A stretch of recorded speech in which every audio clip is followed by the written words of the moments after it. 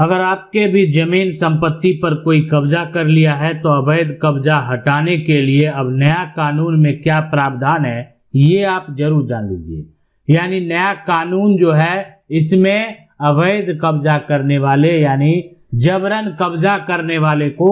आजीवन कारावास भी हो सकता है। लेकिन पूरा प्रक्रिया आपको समझना होगा आखिरकार कैसे। यानी आजीवन कारावास हो सकता है, उसको जेल जाना पड़ सकता है। यानी किसी भी कारणवश जो है अगर ये साबित हो गया कि ये आपकी संपत्ति को क्षति पहुंचाया है, ये आपकी संपत्ति पर जबरन आकर कब्जा किया है, तो उसको यानी आजीवन कारावास हो जाएगा। देखें, कोई भी ये जमीन है, ये जमीन का टुकड़ा है और जमीन के मालिक आप हैं, ये आपका मकान है, इस मकान के जो है आप मालिक हैं, जमीन का भी मालिक हैं और मकान का भी मालिक हैं, दोनों का आप मालिक हैं। आपकी जमीन हो या आपका मकान हो, उस पर जाकर कोई जबरन क्या करता है, कब्जा करता है या किसी भी प्रकार का जो है यानी अपराध कर देता है, यानी आपकी जमीन को एक तरह से क्षति पहुंचाता है। तो ऐसे सिचुएशन में अगर कोई अपराध करे या आपको आकर यहाँ पर डराए, या ये भी हो सकता है कि आपको वहां पर परेशान करे, ठीक है, तो एक तरह से परेशानी पैदा करना भी होता है, परेशानी जो है यहाँ पर पैदा करे, तो ऐसा सिचुएशन, ऐसा कंडीशन में जो है ना, ये इसको बोलते हैं क्या, यानी आपका जमीन को जो है या आपका जो फसल है, आपका जो मकान है, उस पर अगर जबरन जाकर कोई भी अवैध तरीके से, और वो भी बिना अनुमति का, ये सब कुछ हुआ बिना अनुमति, आप उसको आने के लिए नहीं बोले थे, लेकिन आया जबरन आपके घर में घुसा, आपका सामान को जो है तहस नहस किया, आपका जो है जमीन का फसल बर्बाद कर दिया, आपकी जमीन पर जबरन जो है कब्जा कर लिया, तो ये ऐसा अगर कोई भी करेगा ना, तो अब उसके ऊपर जो कार्रवाई होगी, उस पर जो धारा लगेगा यानी नया कानून में, यानी वो क्या कहलाएगा, सबसे पहले उस पर जो केस दर्ज होगा वो होगा आपराधिक अतिक्रमण का। ये आपराधिक अतिक्रमण का जो केस है, यानी अब उसके ऊपर जैसे ही आप लगाएंगे, यानी ये सिर्फ उसी केस में, यानी जो है ना वो अपराध आकर करने का मतलब क्या हुआ, आपको डराया, परेशानी किया, ठीक है, आपको धमकाया, बिना अनुमति के आपका जो है घर पर आ गया, बिना अनुमति का आपका जो है एक तरह से सामान को नष्ट किया, तो ऐसे कंडीशन में जैसे ही आपराधिक अतिक्रमण लगेगा, तो जैसे ही ये जो है साबित होगा, तो उसको 3 महीना जो है जेल में रहना पड़ सकता है। और अगर आपके मकान पर अगर आ गया ये जमीन के लिए, ठीक है, और अगर आपका जो मकान है, मकान में आकर अगर एक तरह से घर में घुस गया है, तो 1 साल का जो है उसको कैद में रहना पड़ेगा, 1 साल तक के लिए जेल हो जाएगा, और साथ में उसको जुर्माना भी लगाया जाएगा। यानी एक तो 1 साल तक कैद, या हो सकता है कि छोटा एक तरह से जो है आपको डरा कर सिर्फ चला गया है, तो 3 महीना के लिए जो है गाली गलौज कर दिया है, तो 3 महीना के लिए ही उसको जेल में जाना पड़ेगा, और साथ में प्लस यहाँ पर जो है उसको जुर्माना यहाँ भी जो है वो लगाए एक तरह से लगाया जाएगा। तो प्लस एक तो 3 महीना का सजा, प्लस क्या हो जाएगा, जुर्माना, 1 साल तक का कैद। तो ये हो गया। इसके अलावे यानी अब ये प्रावधान किस धारा के तहत है वो भी हम आपको बताते हैं नए कानून में। इसके अलावे अब हम बात कर रहे हैं आजीवन कारावास कब होगा, क्या करेगा वो व्यक्ति जो उसको आजीवन कारावास हो जाएगा, तो ये भी समझ लें।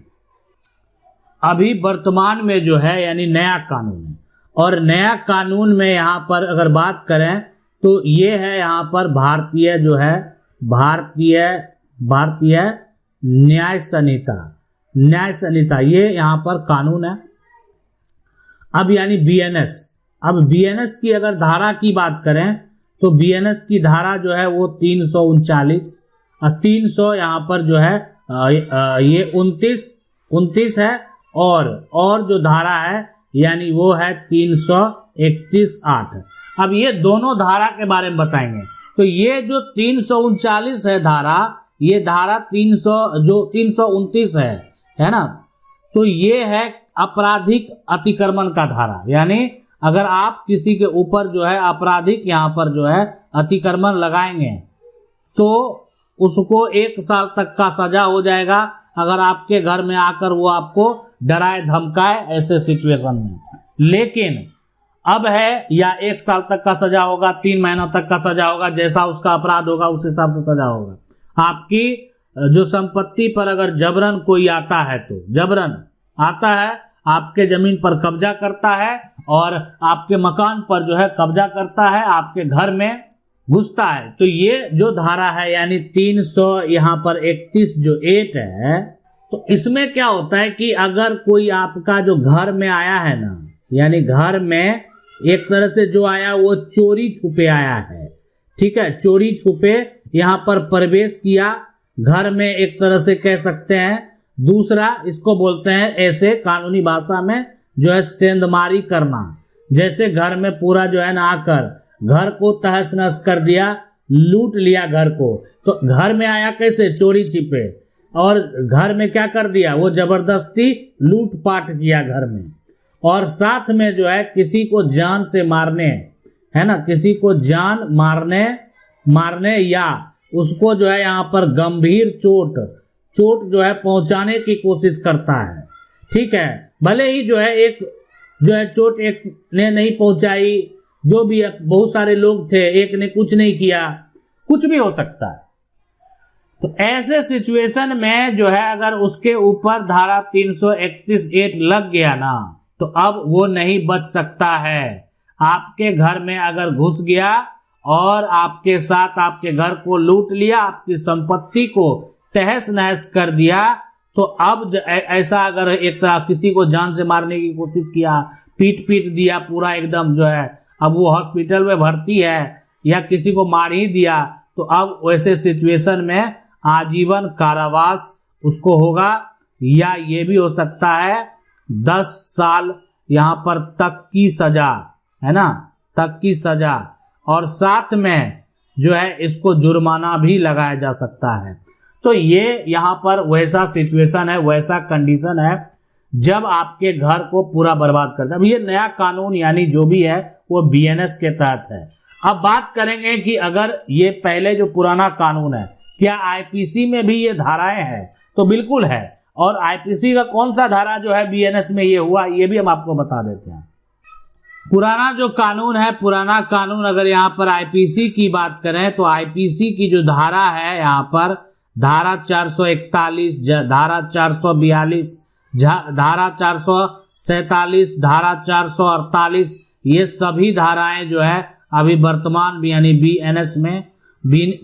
में धारा सिर्फ जो है यहाँ पर 329 है, यानी ये आईपीसी की धारा है। उसमें भी यहाँ पर जो है आईपीसी की धारा 441 जो है ये एक तरह से आपराधिक अतिक्रमण है, 442 जो है ये गृह अतिक्रमण है। तो ये यहाँ पर जो 447 के तहत जो है 3 माह का यहाँ भी सजा था, और 448 में 1 साल तक का कैद यहाँ भी पहले, और साथ में जुर्माना का जो राशि है यहाँ पर कम है, अभी बीएनएस में जुर्माना का जो राशि है वो अधिक है, यानी नए कानून में जो है यानी जुर्माने की राशि को अधिक कर दिया गया, ठीक है। तो ये हो गया। अब आईपीसी में जो धारा है यहाँ पर आईपीसी की धारा, वो आईपीसी की धारा जो है वो 400 यहाँ पर 59, तो ये जो आईपीसी की धारा है जो अभी बीएनएस में जो है, बीएनएस में वो क्या हो गया है, ये 331(8), तो ये वही है, यानी पुराना कानून में भी ये था।